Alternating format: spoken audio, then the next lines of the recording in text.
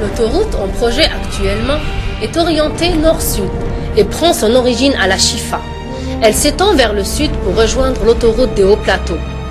L'autoroute se prolonge ainsi jusqu'à la région des Hauts Plateaux et sa construction constitue par conséquent une signification importante et stratégique dans le cadre du développement économique et de la sécurité nationale de l'Algérie. La section autoroutière, située entre la Chifa et Barwaguiya, s'étale sur un linéaire d'environ 51 km et traverse successivement les wilayas de Blida et de Médéa. Cette section représente le point de départ de l'autoroute nord-sud et possède le relief le plus complexe, ce qui lui confère un rôle encore plus important. Elle est considérée par conséquent une section pilote et témoin des travaux de construction de l'autoroute nord-sud. La différence altimétrique sur tout le tracé est de 1100 mètres. La longueur totale des tunnels est de 4,7 km. Celle des ponts est de 12 km, dont la hauteur maximale de la pile est de 70 mètres et le plus haut des talus est d'environ 80 mètres. En raison des conditions topographiques, le projet a été divisé en deux sections, N et S. La section N est de 14,5 km de longueur et la section S est de 36,6 km. La variante APD a été étudiée dans le but du développement de la RN1 et conformément aux critères T80 de l'ARP. Elle est caractérisée par ses paramètres géométriques, profil en travers et profil en long, relativement faibles.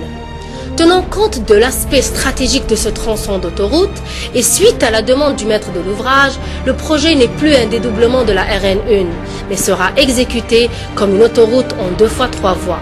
La vitesse varie entre 90 et 110 km/h, conformément à l'ICTAL 2000. Le point de départ dans la variante d'exécution se trouve dans la wilaya de Blida. Il débute à partir de l'échangeur Chifa. Le tracé suit le côté ouest de l'oued Chifa et s'étend vers le sud.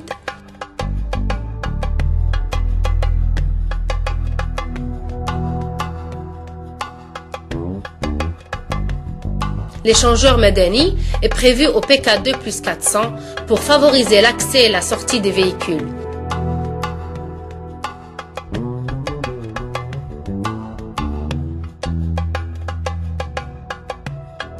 Au PK3, un changement brusque intervient dans la topographie du terrain. L'itinéraire entame le massif montagneux de Djbel Mouzaya pour s'engouffrer ensuite dans la gorge de la Chifa.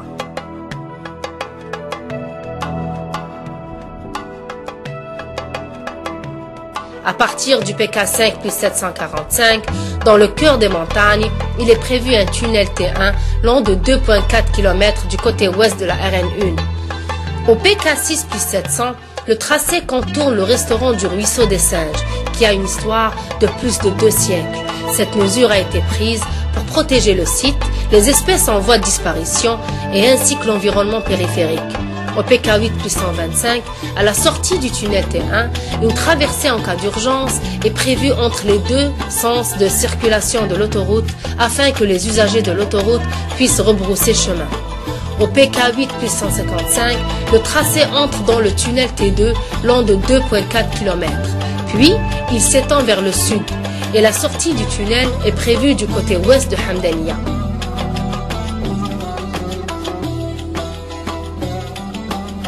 Un viaduc long de 2,6 km est prévu le long de la vallée de la Chifa pour franchir respectivement la RN1 et la ligne de chemin de fer au PK12 plus 620 et au PK13 plus 100.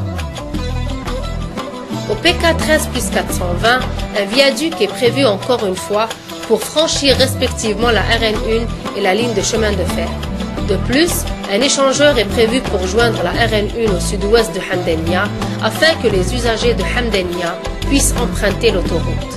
Au PK13 plus 600, la section N se relie à la section S. Au PK16 plus 994, un grand viaduc est prévu pour franchir l'oued Athéni.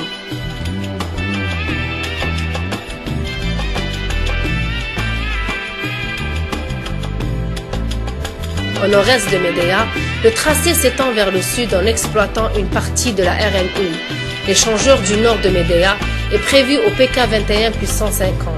Celui du sud est prévu au PK26 plus 100 afin de faciliter les accès et les sorties de l'autoroute pour les usagers de Médéa. Au PK 28 plus 700 et au PK 28 plus 980, le tracé s'étend vers le sud le long de la RN1 et il contourne respectivement le parc sépulcral des Martyrs et la station-service. Au PK 29 plus 500, un échangeur est prévu au niveau de la localité d'Ouzera pour faciliter l'accès et la sortie des usagers au voisinage d'Ouzera. Au PK 31 plus 676, le tracé enjambe la ligne de chemin de fer.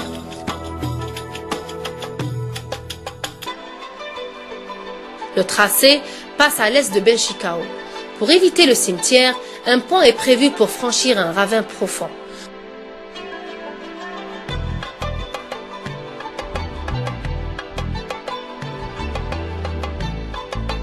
Au PK 36 plus 450, un échangeur est prévu pour que les usagers de Benchikao puissent emprunter l'autoroute. Au PK 39 plus 900, le tracé s'étend vers le sud-ouest et des accès sont prévus à la RN1. Un échangeur est prévu au PK 39 plus 950 pour le passage du transport sururbain par les agglomérations locales.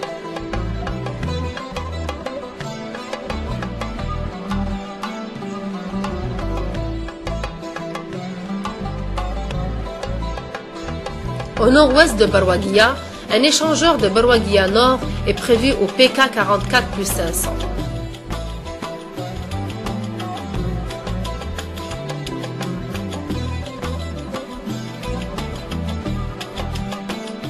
Au sud de Barwaguia, un échangeur de Barwaguia Sud est prévu au PK 51 plus 500 pour que les usagers puissent emprunter l'autoroute.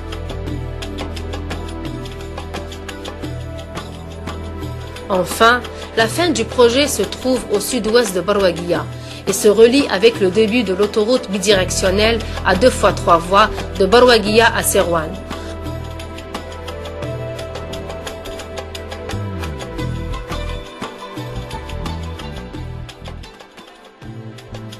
En résumé, l'autoroute nord-sud porte la même importance que l'autoroute est-ouest. Sa construction est complexe, ce qui nécessite de grands moyens humains et matériels. La réalisation et la mise en service de l'autoroute nord-sud sera un nouveau jalon dans l'histoire du développement de l'autoroute en Algérie.